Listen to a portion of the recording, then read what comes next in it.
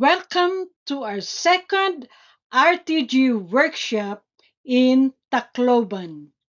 I am Carmena Cruz, the president of Means Global.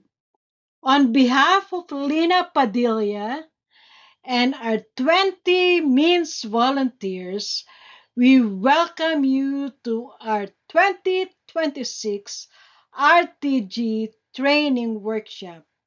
Love God, love people. RTG Grace. Today, you will learn easy and practical ways to teach a child to read a book. The Grace Way to Read to Grow. G for Guide.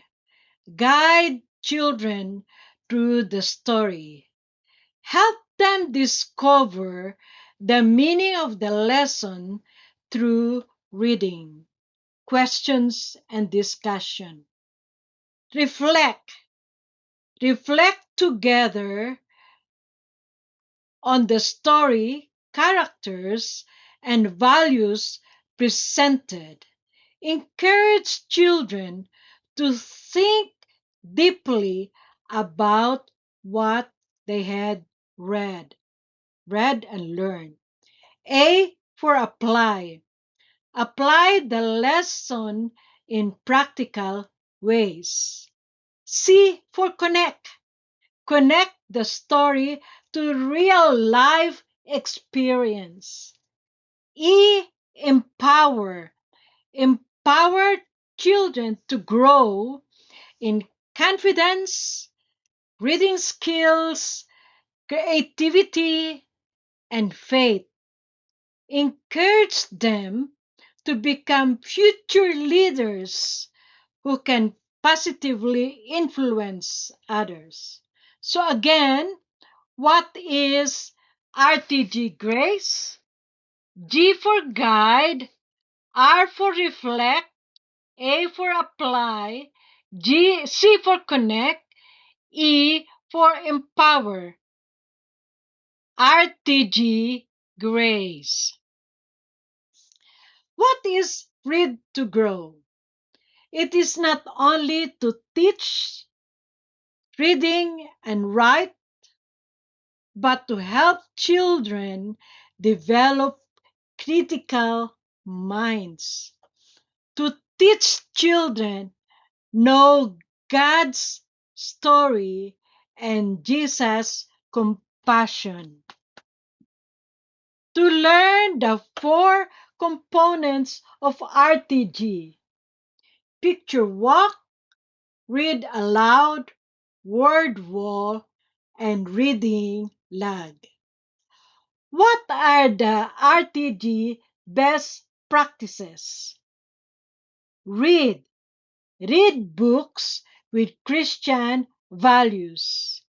Teach. Teach children to read and write. Grow. Grow, serve, and eat nutritious meals. Yung masasarap na pagkain na nakakataba ng tiyan, nakakataba ng puso. RTG is a safe place for children to learn and have fun. And most important of all, through reading, reflection, and relationships, we help children grow on literacy, character, and faith, one story at a time. So why are you here today? Bakit nga ba kayo nandito? Bakit tanong nga yung katabi mo? Bakit nandito ka? Why are you here? Why are you here today? Thank you for being here today.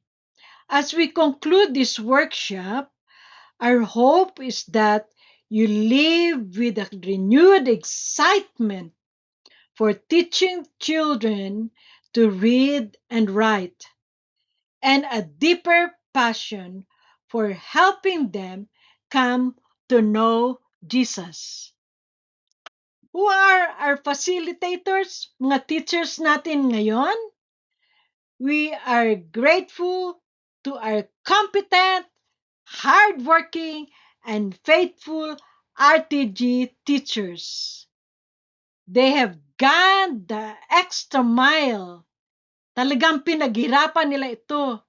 Staying up late to prepare the program and materials for today and working diligently. Palakpakan natin silang lahat. Thank you to you, Belinda, for your leadership. Thank you for Lisandro for your creativity in teaching. Thank you for Alan Paul for your energy and support and teaching. And of course to everyone who had helped today. Maraming salamat sa inyo. And to our host church, thank you for opening the doors that the RTG workshop is possible because of you. Maraming salamat at mabuhay kayo.